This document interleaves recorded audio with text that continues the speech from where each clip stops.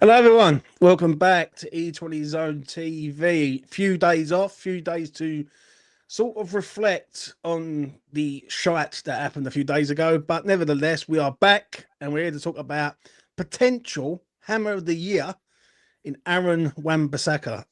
To my right is Jay. You know who he is. Jay, how are you doing? I am good. We're halfway through the week. The sun is out, and West Ham won at the weekend, so I couldn't be better, mate. How are you? I'm all right, mate. I'm all right. I'm good. I'm back on form. Few days rest, relaxation, not worrying about YouTube. But I'm back. I have a little bit of a sort of moment, and then I sort of dust myself together, pull myself together, and get back on that horse and go. You know what? Let's get to that finishing line. Do you know what I'm saying? Let's talk about Aaron Wan-Bissaka. But before we get started, smash a like on the video, people. It goes a long way. Subscribe to the channel and hit notification bell and all that. Aaron Wan-Bissaka signed last summer, £15 million with add-on, 7-year deal. Jay, explain to me why he is going to be Hammer of the Year this year. Um, a difficult one. I think he's had a fantastic season. First and foremost, when we look back, we talked probably 10 months ago when we signed the bloke, and we talked about him, and I said he was the guy that I was the most excited to see in a West Ham shirt this season, and he hasn't disappointed for the most part. We didn't realise we were signing some crazy attacking wing back that could invert and get involved and drive forward and do all the things that we were told that he couldn't do. We certainly didn't expect that. He's got 4 assists and 2 goals this season, which for a right back who supposedly has no end product ain't too shabby, is it? Would I have him as Hammer of the Year? Probably not, personally. And that's no disrespect to Aaron Wan-Bissaka. I'm a huge fan of him. I'd probably pick maybe a Bowen or a Souček personally, but that's a different conversation. But in a season where we've generally struggled, he's been struggled for results, struggled for performances, struggled for drive to even look like we want to win a game. He's been the guy that's been going at 110%. He was leading the press at the weekend. He tries his hardest, and as a West Ham fan, that's all I ask from people personally. So I think that desire and that belief is part and parcel as to why he's going to get voted Hammer of the Year this season. I don't think he's Hammer of the Year for me. I don't think Jared's been as good as he has been in the past when he's won it, and I don't think Thomas Souček has been as consistent over the course of the season. There's been times where he hasn't even played a game. So I think Aaron's always played well.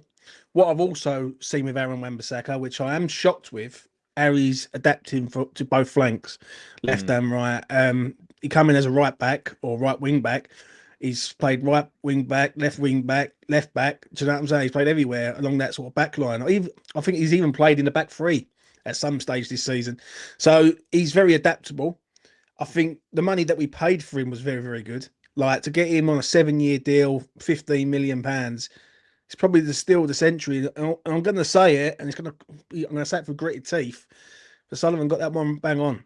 Like you got to give him credit where credit's due, even though I despise the man. He got it bang on, that signing, and that signing is probably, looking back now, if we were to sign Aaron Wan-Bissaka after the season that he's just had, he's a 30-40 million pound player. The way he's played. What do you think on his sort of? I know you don't believe in him being Hammer of the Year. What is it that doesn't make him Hammer of the Year for you? I say that because not because I don't. Let me get this clear. I think the contributions of JARROD Bowen and Thomas Souček are underrated in terms of what they've actually done in terms of winning us games this season. Aaron Wan-Bissaka, it's similar to the likes of let's compare him with Thomas Souček as an example, right? Thomas Souček, who is one of the most underappreciated players that we'll ever have in West Ham history. He's had some good games this season. He's had some bad games this season. He's missed some games this season.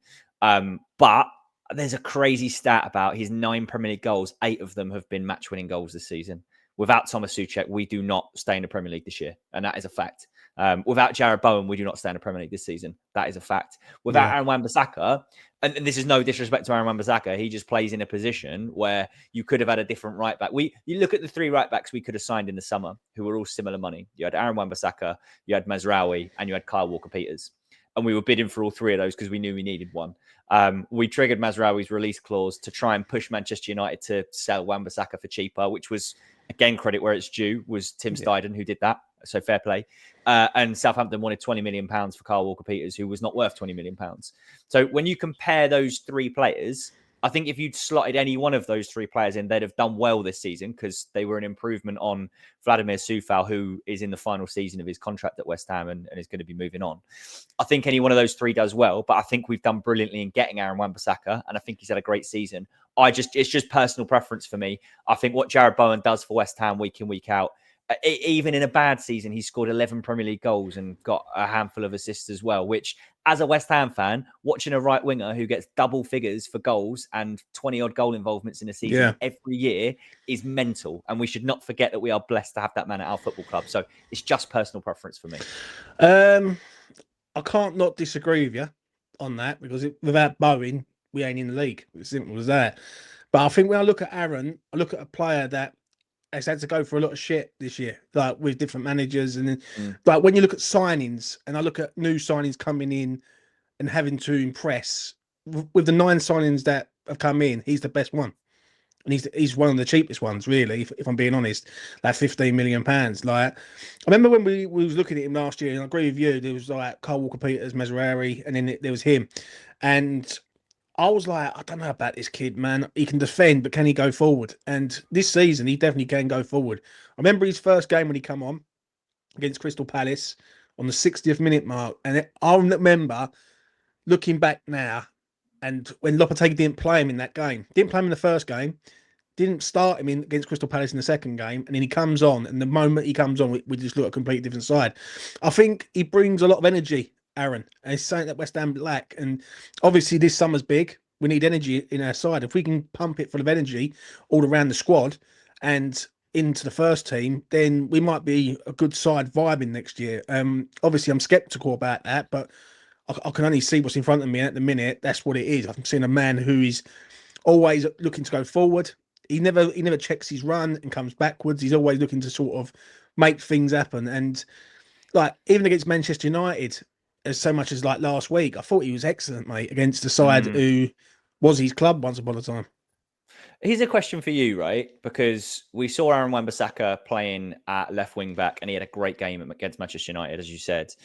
If we were to go out and get Kyle Walker-Peters, who's available on a free now, it will be leaving Southampton. There's no doubt about it, and will be one of the front runners for him. I don't know whether we'll get him because I don't know whether we'll get anyone, to be honest. But let's say hypothetically we get Kyle Walker-Peters and then Emerson leaves. Would you be happy with Aaron Wan-Bissaka as your starting left wing back next season? I don't think it would bother me, mate, because I trust him. I think what it is, you have to trust the man, don't you, first? And one thing I can say about this kid is I can trust him. I can trust him to defend one-on-one. I can trust him to get the ball down and get it forward. One thing with West Ham fullbacks over the years is they go forward and then they check their run. Coufal does it. Cresswell does it. With Aaron, he likes to do that spin and move, right, where he plays it inside, spins the player that he's marking and go around the back of him and away he goes. And once he's away, he's deadly. Like maybe his end product for me could be a bit better, i.e. like he could get more assists. But listen, next year in a better side with a bit more of a positive outlook, he might become better. Do you know what I'm saying? He's only 26, 27, I think it is right now. Yeah. So he's going to come into his prime years. And I think the deal as a whole benefits West Ham. Great, like 7-year deal for this geezer. And when I look at him, Souček, Bowen, they're the only real three at West Ham that you can sort of go, well, they're nailed down. Now, obviously, Souček's a different story, but because obviously people want him out. But I do believe, and I say this quite strongly, and I want to get your thoughts on this, I think he's the best signing since Bowen. And I think he's better value than Thomas Souček. Now, people are going to come at me and go, Souček's 7th top goal scorer and all that. But when I look at Aaron, he's so adaptable. He can play anywhere. He hasn't been injured at all this year. He's been in a side where he's been the shining light. And for the money that we've paid for him, and we've got him on a 7-year deal, that's one of the best signings West Ham's made for a long, long time. As in value, as in longevity, as in a player that's only getting better. player that we thought was minimal in the attack, and it proves that he's not minimal in the attack. He does go forward. He does like to link up with JARROD BOWEN. What are you saying on that, Jay? I think it's an interesting debate, and maybe one for people in the comments after the video as well, because I'm interested to see what people think. Who was better value? Was it Aaron Wan-Bissaka? Was it Thomas Souček? You say Wan-Bissaka. Let me make the case for Thomas Souček. When we signed Thomas Souček, I want to say it was 2020, January 2020. We were a mess. We were an absolute mess. And we were desperate for a centre midfielder. Mark Noble's legs were going, and we needed someone to come in and replace Nobes. Thomas Souček come in, sat alongside Declan Rice, scored some important goals at the end of that season. I remember at home against Chelsea, he had a goal disallowed and then scored to put us 1-0 up in a game that we won 3-2. We won 3-1, I want to say, at home against Watford in what was a relegation crunch game. And he scored the opener, ghosting in at the back post and scored a header. So he scored some crucial goals. And the following season, he was so good. He got into the Premier League team in a season with 10 goals as a defensive midfielder. The likes of which, again, we just have not seen at West Ham United. And that fired us to Europe. So yeah, the only thing I will say with that, and I don't want to speak like ill of Souček, but did the Declan Rice effect help Thomas Souček be the player he was in them years, if that makes sense? Because when you got Declan Rice there, who we all know was world class for us, because he was top draw, he was playing every game. Does it make a Thomas Souček better? Now, since Dec hasn't been there, he hasn't been the same player. Yeah, not to say that he hasn't been decent. And even listen, he deserves his respect because he's done great for West Ham. But since Declan's gone, he's not the same man, if that makes sense. I'd say it's valid. I can't disagree with you. That's totally fair. And he has historically gotten found out when he's had to have more responsibility in build up. But this season, I did see elements of growth in Thomas Souček's game. There were times when on the ball, he looked really composed and he looked really, really good. Remember, we've changed styles completely. We've gone from a counter-attacking side to a possession-based side. And we've got players in there that don't necessarily fit that, of which Thomas Souček is one. He's still managed to score 9 goals and get a couple of assists this season. He's still been ever present. He's still covering the yards when we need someone to get stuck in midfield. He's still that guy. And I'd pose the same question to you then about Aaron Wan-Bissaka, because your point is valid about did Declan Rice help get the best out of Thomas Souček? 100% he did. You had a world-class DM that allowed the other centre midfielder to drift. And then you've got this big Czech unit who's ghosting at the back post. It's one of the reasons he scored so many goals. And when Rice then decided, hang on, I want to get forward more, Thomas Souček's impact on the game waned a bit. So what you say is completely fair. I'll ask you this question then. Aaron Wan-Bissaka, there were some questions on him when he was playing at right back at first, because we know he likes to fall asleep at the back post occasionally. We know that positionally he can be a bit lazy. But when he got switched to right wing back, he's been an absolute revelation. Do you think that perhaps he's looked so good because he's got 4 defenders behind him? He's got 3 centre backs able to pick up and do the dirty work that he's not doing. I don't know on that one. I really don't. Like, there has been times, which I do agree with you, he's had lazy moments. But as a consistent player, he's always been looking to go forward. What I've noticed with Aaron is he likes to cut inside into midfield. And it's this new method of football now where if you play as a fullback or a wing back, you're going into midfield and you're filling the midfield up, basically. I don't know, but then I look at it and think, well, we've been awful this year, and he's been the shining light. If he had a good defence next to him, how good would he be? Like, if next season we go out and we sort of strengthen the defence, and the defence is rock solid, how good can Aaron be in a better defence where he could have the licence to go forward, even further forward, link up with Bowen, which I've got to be honest, the link up with Bowen is excellent. In one season, they've linked up pretty well. Bowen scored some goals. Wan-Bissaka's helped him score goals and also score goals himself from that right. I just feel that this season he's had to deal with a lot of shit with Lopetegui, then the switch to Potter, and I don't think he's changed, if I'm being honest. I think, if anything, he's maintained his level in a poor outlook, if that makes sense. Now, next season's key.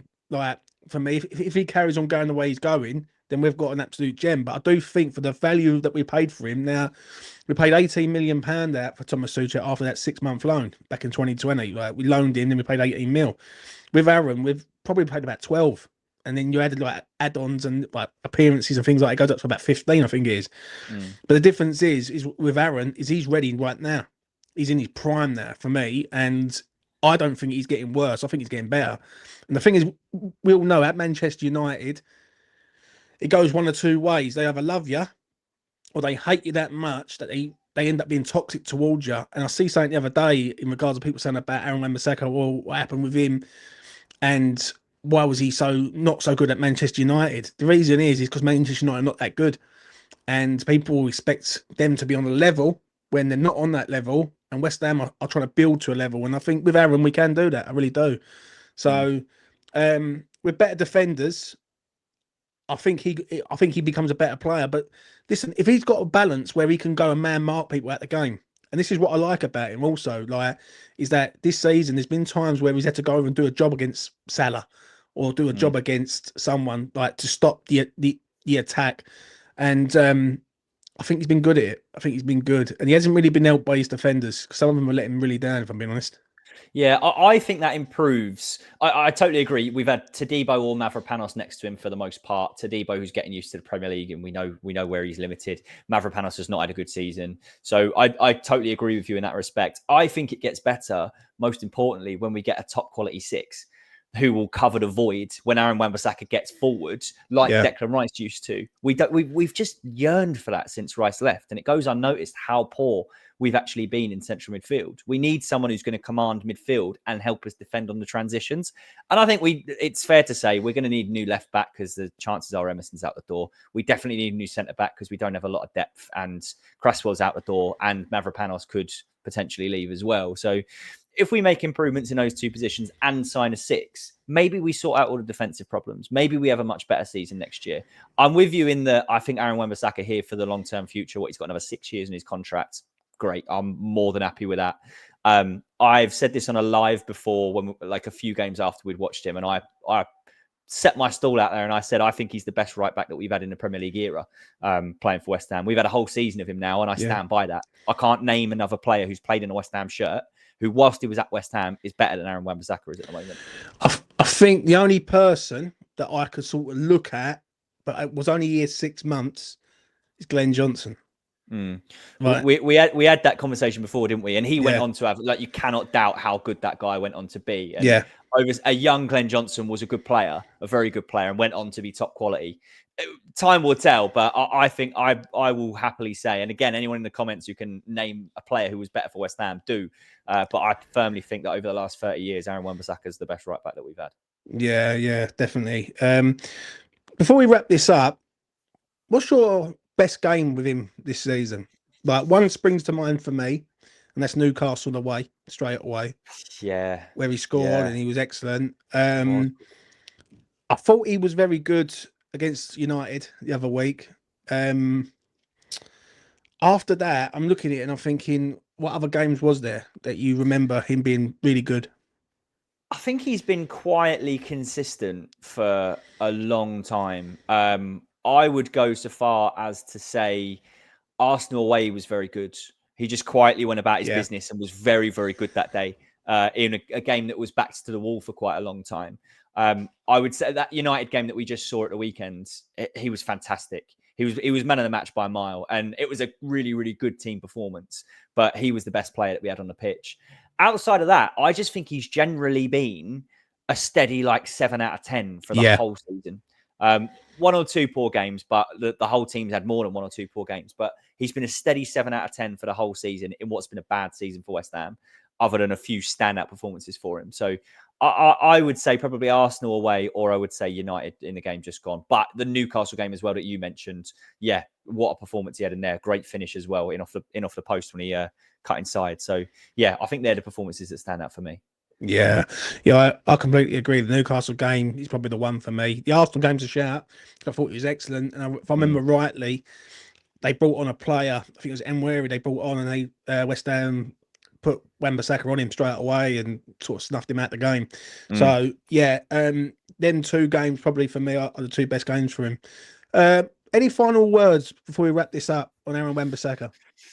Just delighted that he's at West Ham. As you mentioned, if we've got a long-term future with JARROD Bowen's on a long contract, Wan-Bissaka's on a long contract, if we can go and get a top quality centre back and a top quality 6 on non-contracts, and we got the long-term future of our club that's building, because we're going to go into a building phase. And to have a player like Wan-Bissaka who's played out of his skin, I think Thomas Tuchel's had a nightmare letting him declare for DR Congo. And lucky them, like he'll do really well. Sadly, it's another player we'll lose to AFCON, but he wants to go and play international football. If Tuchel's not going to look at him, then it's a shame for England. But yeah, delighted that he's here, and hopefully we can build around him. Before we go, if we have to pick one position for him to play next season, and he has to stay in that position for the best of the team, what would you say it would be? I think we need to get him in that right centre-back role, and we need a Kyle Walker-Peters, or if Somerville comes back and plays there, we'd need him to play there. Reason being, I think his driving ability on the ball is what we've missed in centre midfield. And having a centre-back who could step out and still have 2 centre-backs to cover him, step out and drive forward and help break the lines, play a 1-2 and then keep going, mate, I think that would be so, so valuable. If not there, I'm happy with him playing left wing-back again. I genuinely was blown away with how good he was against Manchester United. I'd like to see us get a right wing back who is a more traditional right wing back who wants to overlap JARROD Bowen, like what Soufal did in his prime. Soufal got a ton of assists one season because he just kept going beyond Bowen, and defenders didn't know what to do with it. He'd put a cross in, we'd have someone there. So I'd like to see a more traditional right wing back, and I'd like to see Wan-Bissaka either at right centre back or at left wing back next season. And I think that's how we get the best out of him and the best out of him for the team. Yeah, I agree. I think the centre half shout is also a good one, because if we can break out and he can play this one touch stuff, he can get up the pitch, and obviously someone can slot in there while he's going on these runs. Do you know what I mean? But I think he's been a revelation for West Ham. To round it up from me, I think he's been absolutely superb.